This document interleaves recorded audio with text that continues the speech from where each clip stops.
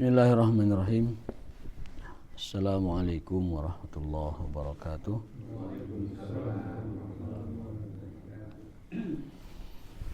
Innal hamdalillah nahmaduhu wa nasta'inuhu wa nastaghfiruh wa na'udzu billahi min shururi anfusina wa min sayyiati a'malina may yahdihillahu fala mudhillalah wa may yudhlil fala hadiyalah. Asyhadu an la ilaha illallah wahdahu la syarikalah wa asyhadu anna Muhammadan abduhu wa rasuluh wa la nabiyya ba'dah. Allahumma shalli wa sallim ala sayyidina Muhammadin wa alihi wa sahbihi wa sallim. Allahumma subhanaka la ilma lana illa ma 'allamtana wa 'allimna ma yanfa'una wa zidna ilman. Rabbana atina fid dunya hasanah wa fil akhirati hasanah wa qina azabannar. Amin ya rabbal alamin. Bapak sekalian, kita akan lanjutkan kajian Riyadhus Shalihin. Dan temanya adalah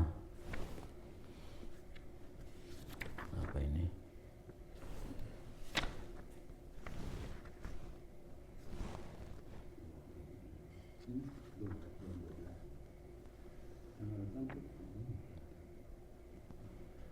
Ramadan itu tinggal 67 hari lagi ya. Ramadan 67 hari lagi dan Idul Fitri 97 hari lagi. Jadi bilih anu bade mesra acuk mangga teh ayeuna. Lumayan teh 3 bulan mah moal aya harga lebaran. Jadi mudah-mudahan Allah Ta'ala memberikan kesehatan kepada kita semua agar nanti Ramadan itu jag-jag waringkas sehat.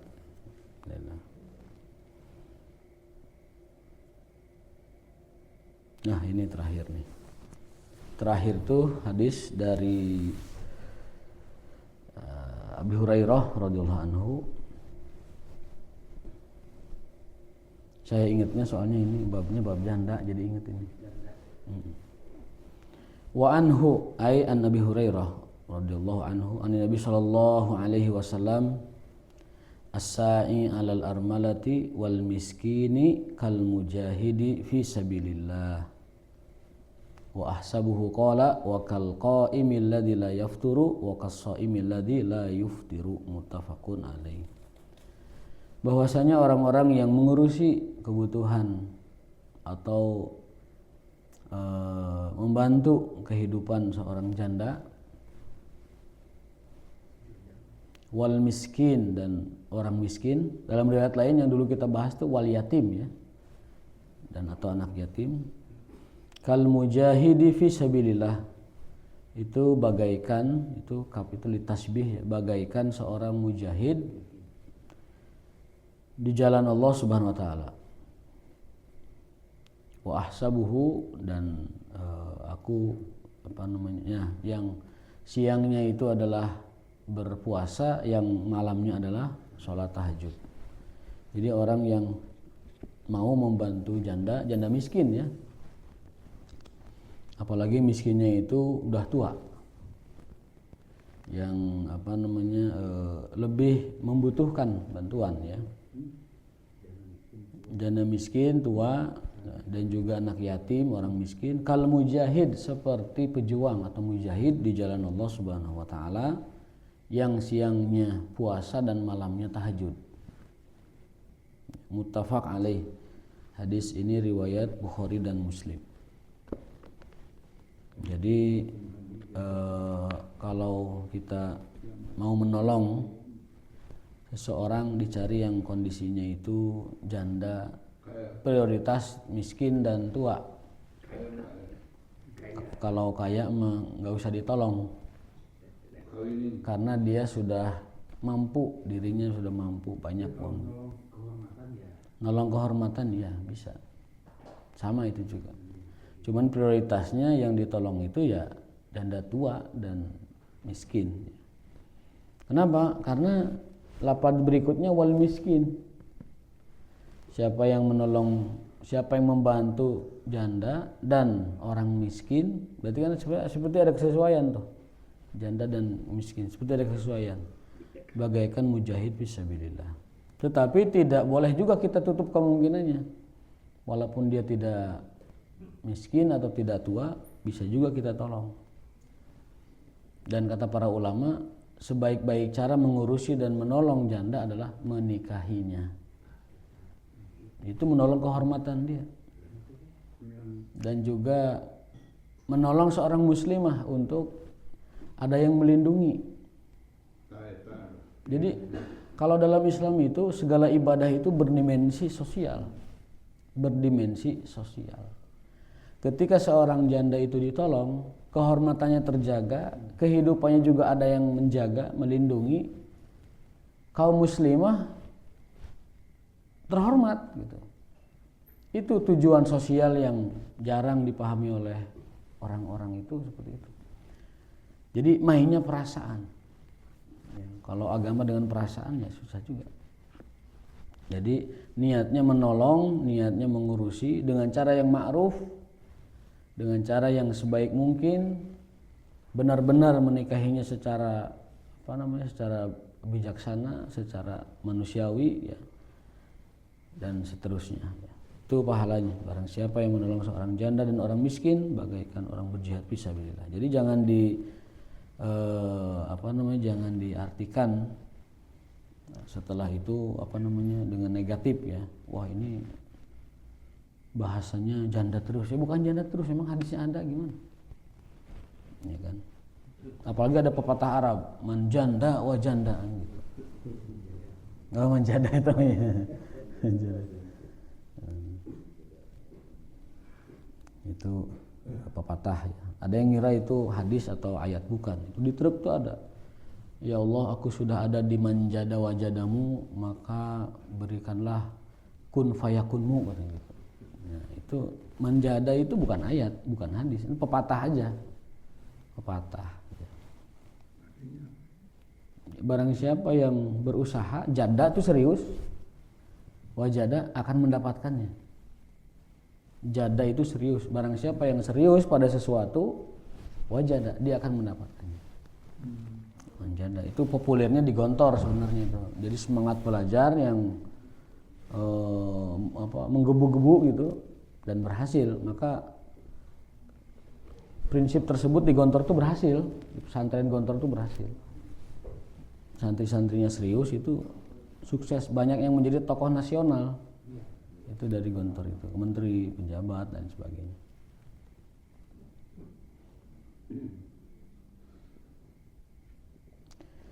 Wa anhu, dan dari Abu Hurairah radhiyallahu anhu dari Nabi sallallahu alaihi wasallam, syarru ta'am ta'amul walimati yumna'uha may ya'tiha.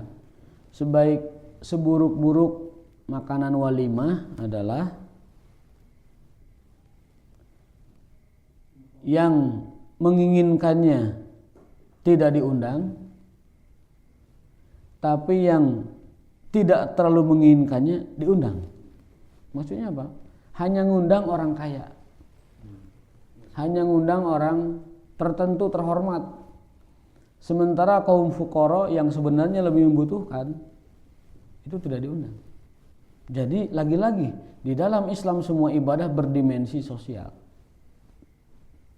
Seperti walimah, bukan hanya tentang pernikahan, bukan hanya tentang resepsi, bukan hanya tentang rangkaian upacara kebahagiaan pernikahan, tetapi di situ ada bagaimana orang-orang miskin itu diundang makan.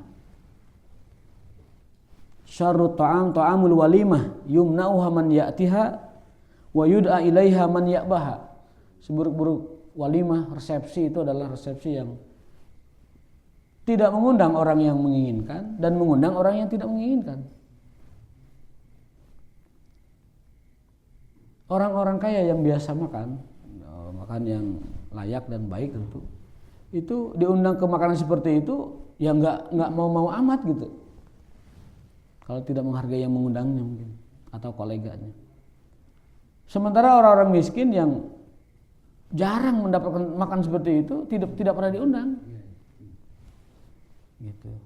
Jadi kebalik, akhirnya si miskin tidak dapat itu ya.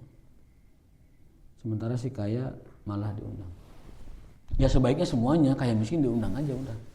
Kalau memang kita ingin mengundangnya, undang semua. Kalau mau khusus keluarga ya keluarga aja. Kalau kaitannya dengan MBG misalkan sekolah elit yang wah gitu ya orang-orang kaya, terus dikasih MBG itu buruk juga. Tapi kalau MBG kan semua yang miskin dapat, yang kaya dapat, ya tidak apa-apa itu mah. Hanya saja mungkin dari strategi penganggaran ya kurang efektif. Oh ini awak ngejelegir, awak sarehat, jag-jago ringkas, keluarga kaya dapat MBG nggak dimakan. Tapi yang di pedesaan, yang di pedalaman itu sangat membutuhkan. Jadi aspeknya itu lebih kepada etis strategis ya. Etisnya gimana sih yang dikasih MBG itu. Yang kedua prioritas strategis juga bagaimana. Mungkin kalau dengan kategori seperti itu ada anggaran yang bisa dihemat untuk yang lain. Tinggal di perkotaan, sekolah elit, biayanya di atas SPP di atas 3 juta atau 5 juta, makanannya juga luar biasa. Dari catering yang dia hire gitu, terus dapat MBG itu tidak pas, tidak strategis itu secara penganggaran. Bukan buruk. Karena yang anak-anak mohon maaf lemah itu dapat, yang kaya juga dapat. Jadi kalau sampai ada kepikiran orang hanya mengundang orang yang tadi ya kaya, kemudian tidak mengundang yang miskin, itu adalah syarrut ta'amul walimah, seburuk-buruk resepsi. Seburuk-buruk resepsi itu ya kayak gitu. Orang-orang yang mau tidak diundang, maka di antara inti dari walimah itu adalah memang makan-makan. Di dalam keterangan lain, sebaik-baik undangan adalah undangan walimah. Kenapa? Karena alasannya ada makan di situ. Mentahniah orang nikah itu nomor berapa, tapi yang paling inti adalah ngundang orang makan. Nyalamin mempelai dan mengucapkan selamatnya itu nomor berikutnya. Yang intinya adalah undang makan. Nah, sebaiknya orang yang undang makan itu tidak berharap diamplopin. Kan niatnya sedekah, niatnya ngundang orang, syukuran. Syukuran kok nerima uang. Niat syukuran, niat sedekah, niat bergembira, ini saya lagi gembira nih, saya syukuran, ngundang orang makan. Ya afdolnya, idealnya tidak nerima undangan. Tidak nerima amplop. Tapi karena sudah tradisi dan wallah alam ya, saya tidak pernah kondangan di negara orang ya. Di Indonesia itu paling ini. Tapi sudah mulai sekarang, makin kemari itu ada pernikahan, saya sudah mendapati 2 atau 3 pernikahan itu tidak ada kotak isian itu. Tidak ada. Justru itu adalah keterhormatan orang yang ngundang di situ sebenarnya. Terhormat itu. Dia benar-benar syukuran gitu. Kenapa mesti ada yang ngarepin? Nah, apalagi yang ngarepin. Apalagi kalau sudah hitung-hitungan. Kalau saya ngundang 1000, minimal yang datang itu 800 dan itu tekor-tekor amat gitu. Ada lagi kalau saya ngundang 1000, sugan-sugannya ngundang 1500, aya untungna. Nah, ini menyelisihi bagaimana resepsi itu diadakan. Jadi walimah itu tujuan utamanya itu adalah syukuran, ngundang orang untuk makan bersama. Kalau itu yang terjadi, maka itu adalah afdolul walimah. Namun sebaliknya, apabila walimah itu dijadikan ajang untuk tadi ya, mungkin berbangga-bangga, kemudian karena dia berbangga-bangga, yang diundang juga yang gegeden-gegeden. Karena tujuannya emang berbangga-bangga, tujuannya itu beraya-raya gitu. Amplopnya gede lagi. Nah, jadi pejabat aja yang diundang itu karena ngarepin segala macamnya. Mungkin supaya lebih prestis, supaya lebih terhormat. Nah, itu kalau metodenya Nabi SAW itu justru walimah itu bagusnya diundang tuh orang-orang tidak mampu. Doanya mustajab mereka itu. Doanya mustajab. Kayak sunatan kayak gitu gimana? Kayaknya ngarepin. Kalau sunatan itu mah tetangga aja diundangnya. Tetangga diundangnya. Dan karena sunatan kan bentuknya itu gimana ya, supaya anak itu terhibur dengan ibadah yang besar itu, sunatan itu, maka nyecep amplop 10.000 20.000 mah itu tidak apa-apa, bagus itu mah, karena judulnya ngasih hadiah ke anak yang disunat gitu. Nah, wa man lam yujib ad-da'wata faqad asallaha wa rasulahu. Dan mendatangi undangan pernikahan hukumnya wajib. Wajib. Bahkan yang tidak datang asallaha wa rasulah, dia bermaksiat kepada Allah dan Rasulnya. Barang siapa yang diundang ke pernikahan tidak datang, maka dia telah bermaksiat kepada Allah dan Rasulnya. Kecuali ada uzur. Uzurnya uzur syar'i, misalkan bentrok 2 undangan atau harus menghadiri yang tidak bisa ditinggalkan. Atau sakit. Tidak punya uang bukan alasan. Karena hakikatnya undangan walimah itu bukan tentang amplop atau memberi uang, bukan. Hakikatnya adalah mendatangi, kemudian mentahniah, ya, mengucapkan selamat dan doa kepada mempelai. Gitu. Doanya boleh. Doa saja boleh, doa dan makan boleh. Tapi yang kalau nggak datang ongkos ke sana juga nggak punya duit. Oh ya, kalau nggak punya ongkos ya Jangan maksain ya. jangan maksain. Jangan, kalau nggak punya uang ya udah di rumah aja. Mengucapkan selamat lewat WhatsApp aja. Mohon maaf saya tidak bisa datang karena saya tidak punya uang. Mohon maaf. Semoga nikahnya sama. Banyak alasan. Ala kulli hal, kalau alasannya tidak syar'i, alasannya tidak diterima, maka kata Nabi, wa man lam yujibu da'wata, barang siapa yang tidak memenuhi undangan pernikahan, faqad asallaha wa rasulah, dia telah bermaksiat kepada Allah dan Rasulnya. Walaupun itu musuh. Walaupun musuh, walaupun pesaing, walaupun kompetitor, walaupun mantan, lain sebagainya. Itu kalau kita diundang wajib datang. Satu itu. Hadis ini alasannya. Siapa yang tidak datang undangan pernikahan, dia maksiat sama Allah dan Rasulnya. Yang kedua, memenuhi undangan terutama walimah itu hak setiap muslim. Dulu kita pernah belajar hakul muslim alal muslim situn. Hak seorang muslim itu ada 6 yang wajib ditunaikan. Membalas salam, kemudian nasihat, kemudian memenuhi undangan, yang ketiga. Yang keempat adalah kalau dia sakit kita kunjungi, dan yang kelima kalau dia meninggal kita hantarkan. Yang satu lagi itu kalau dia bersin mengucapkan alhamdulillah, kita tasmid, kita ucapkan yarhamukallah. Itu hak seorang muslim. Dan bukan wajib, tapi hak itu di atas wajib. Kenapa? Kalau wajib tidak ditunaikan, yang punya haknya tidak perlu menuntut, tidak bisa menuntut. Tapi kalau hak tidak ditunaikan, yang berhaknya itu boleh menuntut. Itu hak saya, kenapa kamu tidak tunaikan? Gitu. Kalau kewajiban, kalau enggak ya udah enggak gitu. Tapi kalau hak itu mesti menjadi hutang ketika dia tidak melakukannya.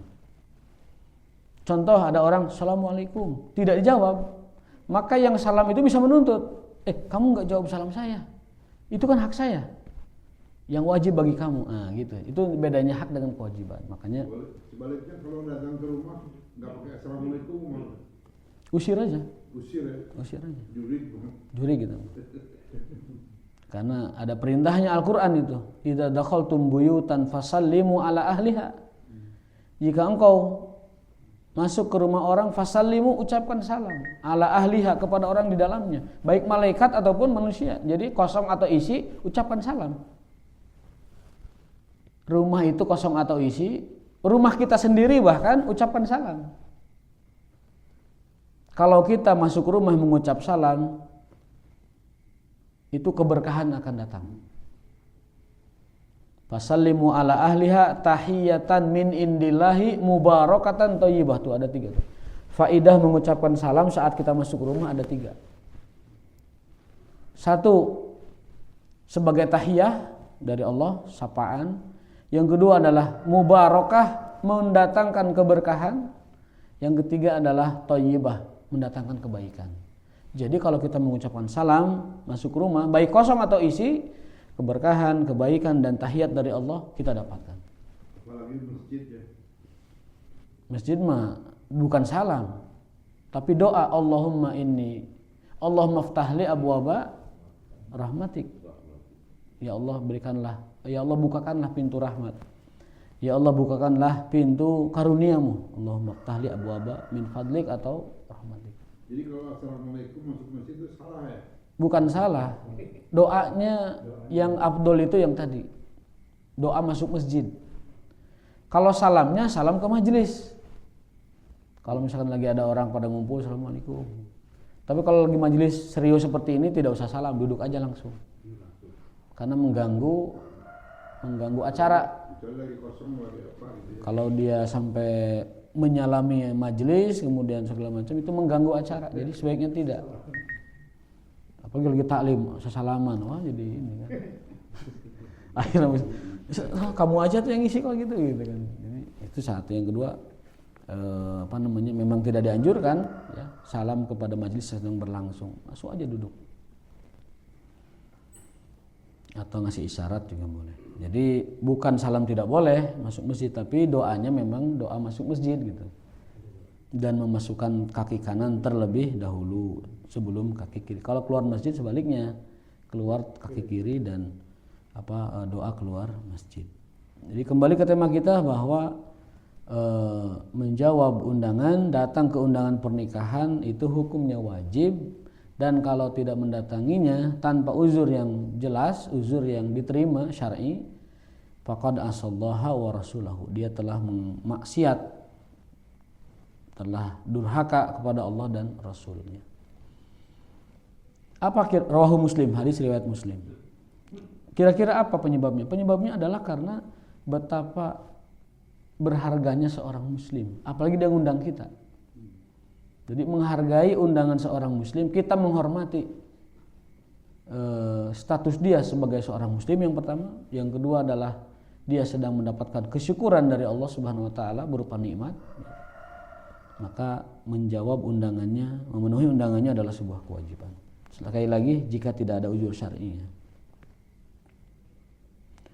Wa fi riwayatin fi sahihaini, dalam riwayat lain kitab Sahih Bukhari dan Muslim masih dari Abu Hurairah menegaskan hadis sebelumnya, bi'sat ta'amul walimah yud'a ilaihal agniya wa yutrakul fuqara. Seburuk-buruk makanan adalah makanan walimah yang diundang hanya orang kaya, wa yutrak, dan ditinggalkan orang-orang miskin, fakir.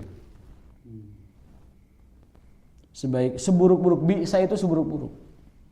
Wa bi'sal masir, seburuk-buruk tempat kembali. Wa bi'sal ma yaf'alun, seburuk-buruk apa yang mereka kerjakan. Jadi seburuk-buruk makanan itu makanan walimah yang diundang hanya agniya, wa yutrak, dan ditinggalkan al-fuqara, orang-orang miskin. Jadi hati-hati ini orang yang suka milih-milih undangan ya. Akhirnya jauh dari berkah dan rahmat dari hikmah pernikahan yang Rasulullah SAW inginkan ya.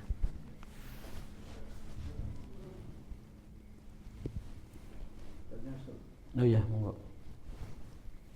Kalau sebaliknya, kalau tidak mengundang bagaimana? Tidak undang tidak apa-apa. Tidak apa-apa. Tapi kan teman banyak. Tidak undang tidak apa-apa. Tidak. Keterbatasan, kita tidak mengundang. Kalau keterbatasan itu uzur. Keterbatasan itu uzur. Uzur syar'i banget itu keterbatasan mah. La yukallifullahu nafsan illa wus'aha. Allah tidak memaksakan sebuah. Bertakwalah kepada Allah semampu kalian. Kemudian ma ja'alallahu fid din min haraj. Allah tidak menjadikan dalam agama ini kesukaran. Jadi kalau membatasinya alasan kemampuan ya itu tidak apa-apa. Sangat diterima alasannya. Kembali lagi tadi assalamualaikum ke rumah itu. Seandainya nggak dijawab sama orang rumah itu gimana? Tidak apa-apa. Tidak apa-apa. Kayak gini, assalamualaikum, pelan-pelan gitu. Padahal itu kewajiban dia menjawab. Ya kalau seandainya nggak dijawab. Berarti tidak menunaikan hak sebagai seorang muslim. Hukum menjawab salam kan wajib, Pak. Tamunya itu kalau assalamualaikum saya ngomong aja gitu. Nggak ada kedengeran.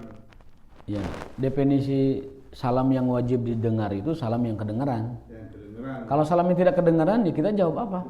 Diulang lagi assalamualaikum berapa kali gitu? 3 kali maksimalnya. Ya. Kalau belum jawab juga baru.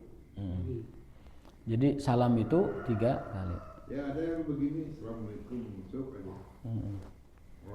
Nah kalau urusan masuk rumah itu bukan salam, ininya penentunya, tapi izin. Ya. Jadi ketika orang mengucapkan salam itu bukan izin masuk, itu hanya jawab salam, bukan izin masuk. Yang membolehkan kita masuk ke rumah itu adalah izin disilahkan masuk. Dan izin itu maksimal 3 kali. Ada hadisnya, hadis Umar bin Khattab radhiyallahu anhu. Jadi ada orang bertamu kepada Umar. Umar telat menjawab dan telat merespon. Ketika dia salam, waalaikumsalam dijawab, lalu sampai 3 kali tidak ada jawaban. Kemudian orang ini pergi. Umar marah. Kok kamu baru gitu aja udah pergi? Ya, kalau nggak sempat jawab. Lalu orang ini membacakan hadis bahwasanya saya mendengar Rasulullah bersabda, kalau kalian masuk ke rumah orang setelah salam minta izin sampai 3 kali tidak direspon, pulanglah. Umar saat itu belum terima. Aulatukimanna alaihi bayinah. Kamu harus membuktikan bahwa ucapan kamu benar. Kemudian Umar nyari verifikasi ke orang-orang, betul nggak Nabi pernah bersabda seperti itu? Lalu orang-orang menjawab, wahai Umar, semua orang tahu itu. Mungkin saat majelis itu Umar lagi mungkin tidak mendengarnya lah. Kata orang-orang, semua orang tahu itu, bahkan anak terkecil di antara kami mendengarnya dari Nabi SAW. Nah, baru Umar menerimanya. Ini pelajaran bahwa tidak semua informasi, walaupun orang itu dekat istilahnya itu langsung dipercaya. Diverifikasi dulu. Umar saja begitu kepada sahabat. Kalau kira-kira ada pesan yang menurut dia ini perlu pembuktian, Umar mengatakan, tukimanna alaihi bayinah. Mana buktinya bahwa kamu mendengar dari Rasulullah? Siapa saksinya? Si A, si B, si C, tanyakan. Nah, jawaban para saksi itu, wahai Umar, semua orang tahu. Anak kecil juga tahu gitu bahasa orang. Anak kecil juga tahu. Dalam bahasa hadisnya itu asgorul kaum, orang terkecil di antara kaum itu kia anak kecil gitu. Itu mengetahuinya gitu. Maka Umar akhirnya menerima hadis itu. Bahwa yang namanya istizan, meminta izin itu 3 kali, yang namanya salam itu 3 kali. Kalau salam tidak dibalas 3 kali ya udah pergi. Kalau salam dijawab tapi istizannya tidak dijawab juga pulang. Jangan masuk. Yang salah itu kan yang nyelonong. La salam wala kalam, itu nyelonong. Ya, jadi datang tak diundang, pergi tak kelihatan. Itu biasa, jalangkung itu. Nah, jadi datang tak diundang, pergi tak bilang, itu jalangkung itu. Dalam bahasa Arabnya la salam wala kalam. Itu salam. Itu berkata-kata. Kalau hukumnya apa dia? Yang mana? Yang kalau saya salam itu ini dosa atau gitu? Yang tidak menjawab dosa. Yang tidak jawab salam dosa. Karena wajib. Yang salam juga dosa. Yang salam enggak. Salam itu kan sunnah. Tapi kan salamnya pelan-pelan gitu kan benar. Iya. Salam pelan-pelan itu ya pelan-pelan itu mah teknis, Pak. Teknis. Kalau pelan nggak usah dijawab, kalau tarik ya jawab. Sekedengarnya kita aja. Kalau memang kita mendengar salam jawab, kalau tidak ya udah tidak usah jawab. Gitu. Jadi sekedengar kita aja. Kalau mendengar, assalamualaikum, waalaikumsalam, waalaikum. Ya udah nggak usah dijawab, nggak kedengeran. Jadi tidak ada beban bagi kita kalau dia salamnya seperti itu. Bahkan dulu ada cerita. Ketika Nabi bertamu ke seseorang itu sama sahabat tuh dibiarkan. Assalamualaikum. Assalamualaikum. Assalamualaikum, baru dibuka waalaikumsalam. Kenapa kau lakukan itu? Jawabnya apa? Jawabnya, aku ingin mendengarkan suara engkau ya Rasulullah. Aku ingin mendapatkan keberkahan dari suaramu ya Rasulullah. Jadi orang ini, sahabat ini sengaja tidak segera membuka pintu, hanya ingin mendengar suara Rasul mengucapkan salam kepada dia. biar doanya lebih banyak gitu. Doa keselamatannya itu, doa keberkahannya, doa rahmatnya itu lebih banyak. Dan yang mengucapkan Rasulullah diantep sampai ketiga kali baru dibuka Waalaikumsalam. Pas ditanya motivasinya itu, saya ingin mendengar suara engkau ya Rasulullah SAW. Itu jadi salam itu luar biasa. Salam adalah salah satu faktor yang membuat rumah kita ini diberkahi. Tapi kadang ada ujungnya doang. Kum. Assalamualaikum. Itu maulah dijawabnya lam gitu. Kalau jawabannya kum, walau salamnya kum ya jawabnya lam, kum, bukan salam berarti. Ada lamlaikum, kum lam, lamlaikum, kum lam, itu bukan salam. Tidak wajib dijawab kalau cuman kum lam, lamlaikum itu tidak usah dijawab. Yang dijawab itu adalah yang salam standar. Salam standar itu minimal assalamualaikum. Jawabannya waalaikumsalam. Salam. Cuman kemarin kita belajar kalau orang cuma menjawab assalamualaikum pahalanya hanya 10. Ya, kemarin kan? Tapi kalau assalamualaikum warahmatullah kata Rasul isrun, 20 pahalanya. Kalau assalamualaikum warahmatullahi wabarakatuh 30 pahalanya. Ya silakan aja mau yang 10, 20 atau 30 gitu. Jawabannya juga sama. Kalau hanya menjawab waalaikumsalam 10. Kalau ada warahmatullah 20, kalau wabarakatuh 30. Itu hadisnya ada dalam Riyadhus Shalihin, ada juga di dalam Zadul Ma'ad. Ya, waalaikumsalam. Ya memang itu aslinya. Aslinya itu. Iya, waalaikumsalam. Asalnya waalaikum assalam, cuman dalam bahasa Arab tidak mungkin ada sukun, kemudian datang setelahnya itu alif lam samsiah yang berharokat kecuali didomahkan waalaikumsalam. Betul. Itu salamnya Allah kepada para malaikat dan salamnya malaikat kepada Nabi Adam dan salamnya Adam kepada malaikat, juga salamnya ahli surga seluruhnya. Assalamualaikum warahmatullahi wabarakatuh. Sampai disebutkan dalam hadis orang Yahudi tidak pernah cemburu, maksudnya tidak ngerasa cemburu dan iri sebesar cemburu dan iri mereka kepada ucapan salam yang dimiliki oleh umat Islam. Jadi orang Yahudi sangat ingin, sangat cemburu, sangat mau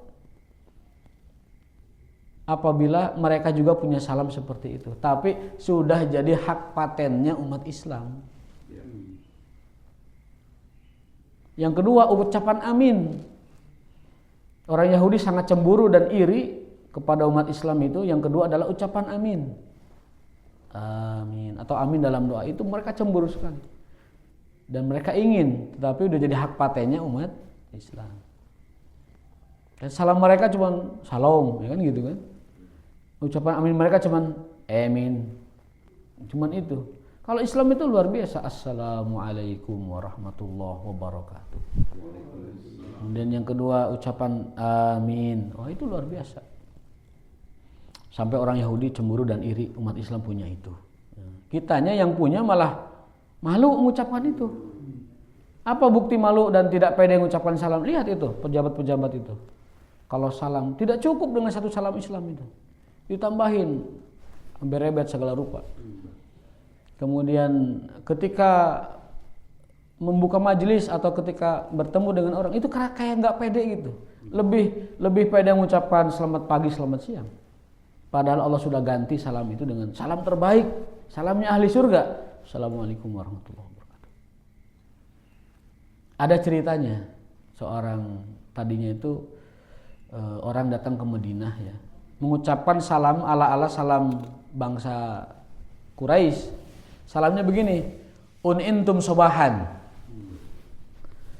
atau bahasa orang nama sobahul khair lah. Intum sobahan, semoga kalian pagi ini diberi karunia gitu. Kata Umar, waihak, cilaka kamu. Allah sudah ganti salam dengan kebaikan. Allah sudah ganti salam itu dengan yang lebih baik, yaitu assalamualaikum warahmatullahi wabarakatuh. Teguran Umar kepada seseorang yang mengucapkan salam dengan bahasa kaumnya, yaitu karunia pagi untukmu, intum sobahan, itu teguran itu menjadi nilai. Artinya apa? Kita harus percaya diri, harus pede, harus bangga, dan harus merasa ini bagian dari agama kita, identitas kita ketika kita mengucapkan Assalamualaikum warahmatullahi wabarakatuh. Tidak usah malu, tidak usah minder. Itu salam terbaik. Itu salam terbaik daripada kita menggantinya dengan yang lain. Ya kalau terpaksa digabung aja. Assalamualaikum, selamat pagi gitu kan kalau terpaksa. Ini mah udah kemana-mana salamnya ya. Gitu. Padahal salam itu doa itu ibadah. Ibadah itu ada bakunya, ada aturannya. Nah itu walimah, kembali ke walimah, bahwa walimah terburuk adalah walimah yang hanya diundang orang-orang yang mampu, yang kaya, yang terhormat begitu, wayutrok, dan ditinggalkan orang-orang fakir, orang-orang miskin. Wa an Anas radhiyallahu anhu annabi sallallahu alaihi wasallam man ala jariyataini hatta tabulugha jaa yaumil qiyamati ana wa huwa kahatain wa dama asabi'ahu rawahu Muslim. Kata Rasulullah, barang siapa yang ala menanggung, menghidupi jariyataini, dua anak perempuan, hingga baligh jaa yaumil qiyamah, maka kelak di hari kiamat aku dan dia seperti ini. Jadi memang ada keutamaan punya anak perempuan itu.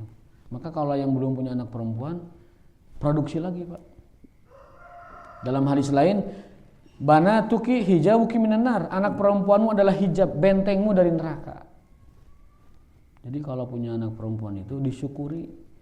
Punya perempuan itu dididik dengan baik sampai dia balik, sampai dia menempuh kehidupan kehidupannya berikutnya gitu.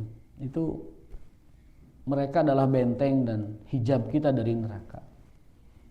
Tapi kalau sudah tidak memungkinkan berketurunan lagi dengan anak perempuan, ya sudah gitu. Tapi ini mah motivasi bagi yang punya anak perempuan, barang siapa yang mengurusi atau memiliki ya, mendidik anak perempuan sehingga dia balik, maka aku dan dia kahatain, seperti dua jari ini. Jadi berbahagialah yang memiliki turunan perempuan.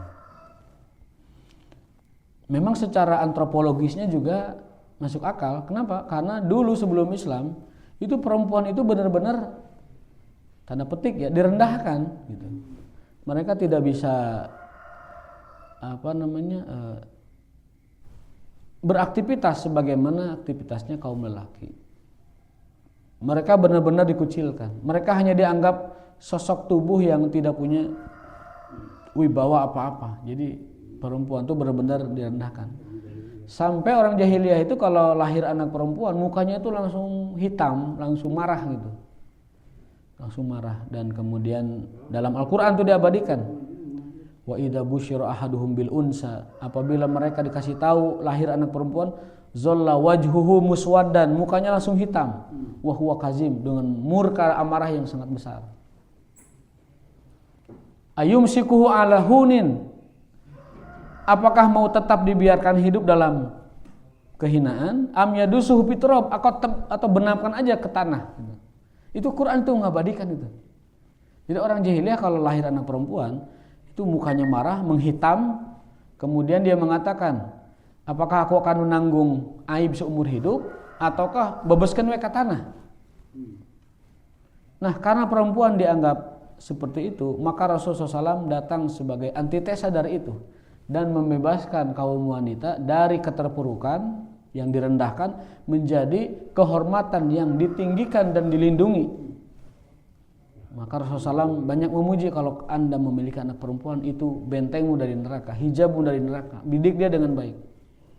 Jadi Rasul menggaransi surga bagi orang yang punya anak perempuan, perempuannya itu dididik anaknya itu, ya, dididik, diajarin sehingga dia menjadi wanita-wanita yang soleha. Di Afghanistan gimana perempuan kan di situ? Di sana itu perempuan dihormati Pak, dilindungi. Gak boleh keluar, gak boleh kemana-mana tuh. Ya, dalam rangka melindungi supaya mereka tidak terpengaruh oleh budaya dari luar.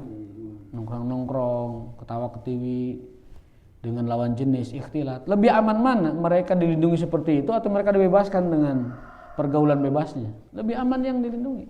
Cuman memang ada mungkin 1-2 langkah ataupun kebijakan yang mungkin ini masih jadi debatable gitu. Contohnya adalah perempuan tidak boleh kuliah ke perguruan tinggi. Walaupun saya tidak terlalu mempercayainya, nggak mungkin sih. Kalau orang paham Islam melarang wanita thalabul ilmi itu nggak mungkin. Atau misalkan budaya mereka yang hanya mengizinkan pakaian yang satu bentuk dan menyisakan hanya jaring-jaring di mata, itu juga debatable karena fikihnya juga nggak begitu sebenarnya. Jadi saya pikir itu debatable. Tetapi perlindungan mereka dan atensi mereka menjaga wanita agar tidak terjerumus kepada pergaulan yang tidak Islami, kepada budaya yang tidak Islami, kepada nilai-nilai luar yang masuk ke mereka, saya kira itu hal yang perlu didukung kalau memang itu mengikuti ajaran Islam. Tapi perkara mereka tidak mengizinkan wanita ke kampus, kemudian mereka hanya membatasi pakaian itu satu bentuk, saya juga kurang setuju. Jadi perlu dipetakan gitu, apa yang dianggap penindasannya dan apa yang sebenarnya itu bukan penindasan, bahkan mungkin perlindungan. Jadi harus dengan kacamata Islami memandangnya. Kalau pakai kacamata Barat ya melanggar HAM dari semua aspeknya itu. Menyuruh mereka satu bentuk pakaian, satu warna pakaian itu sudah melanggar HAM kalau HAM-nya versi Barat kan gitu. Tapi kalau HAM-nya itu adalah HAM yang betul-betul berbasis kepada nilai-nilai terutama agama, ya beda pandangannya. Jadi itu ya. Ada catatannya yang perlu diperbaiki banyak, tapi ada juga yang sudah memang begitu baiknya. Kalau di negara Barat wanita kan memang bebas gitu. Bahkan mereka melakukan hal-hal yang tidak senonoh bahkan keji, menjijikan maksudnya di tempat terbuka dan umum kan biasa saja. Bahkan informasinya di negara muslim sekuler juga yang namanya pelukan ciuman di lapangan alun-alun itu kan hal yang wajar, apalagi di Barat. Ya. Jadi kata Rasulullah SAW, barang siapa yang memiliki anak perempuan, dia didik dengan baik hingga baligh, nanti hari kiamat aku dan dia seperti ini. Hadis riwayat Muslim.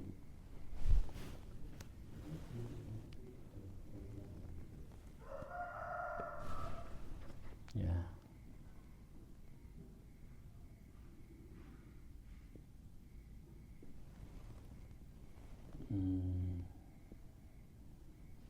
Ini ada kisah yang menarik ya.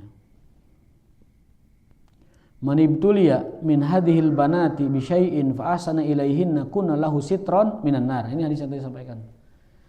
Barang siapa yang diuji dengan perilaku anak perempuannya. Anak perempuan itu kan banyak ujiannya memang. Lebih emosional, lebih sensitif, perasaan. Pokoknya ngurus anak perempuan tuh lebih sulit daripada anak laki. Menkencarkan bere bekal udah sore balik nanti maghrib gitu. Sampai golepak tidur, ngagoler sampai subuh gitu. Anak perempuan tuh enggak, dia berkecamuk itu perasaannya dan sensitifnya luar biasa. Ditegur agak sedikit tegas itu pundung dan membekasnya lama. Terus kadang-kadang kalau kita tidak sejalan dengan pikirannya juga kita disalah-salahin, dicarek-carekan perempuan. Makanya kata Rasulullah, manibtul ya, barang siapa yang diuji dengan kelakuan ya, dengan kelakuan wanita, anak wanita, bisyai'in apapun itu kelakuannya, fa ahsana ilaihi, tapi tetap ayahnya itu, orang tuanya berbuat ahsana, berbuat ihsan kepada mereka. Sabar, tetap mengayomi, tetap mendidik dengan baik, tetap dengan lembut. Kunna lahu sitron. Mereka itu anak-anak yang tadi kita bahas, sitron, sitar, penghalang, dinding, benteng, penghalang, minan nar, dari api neraka. Muttafaqun alaih. Hadis riwayat Bukhari dan Muslim. Jadi beruntunglah kalau kita diuji oleh anak perempuan. Beruntunglah kalau kita diuji Allah melalui anak perempuan, ya. Karena ada karunia yang besar, ada pahala yang besar, ada hijab dari neraka, dan juga dipuji oleh Rasulullah Shallallahu Alaihi Wasallam. Ya, mungkin itu dulu Bapak berkenaan dengan wasiat Rasulullah terkait dengan anak perempuan dan tentang walimah ya bab pertama, agar kita punya arah, agar kita punya panduan bagaimana semestinya kita kepada anak-anak perempuan dan juga kepada orang-orang yang berwalimah ya. Qul qouli hadza wa astaghfirullah li wa lakum wa hadalaikum ajmain. Nanti bab selanjutnya adalah al-wasiyatu bin nisa. Wasiat-wasiat Rasulullah terkait wanita. Jadi kita akan bongkar, kita akan ungkap misteri dan hakikat wanita itu berdasarkan hadis-hadis Nabi sallallahu alaihi wasallam. Subhanakallahumma wa bihamdika asyhadu an la ilaha illa anta astaghfiruka wa atubu ilaik. Hadalaikum ajmain. Wassalamualaikum warahmatullahi wabarakatuh.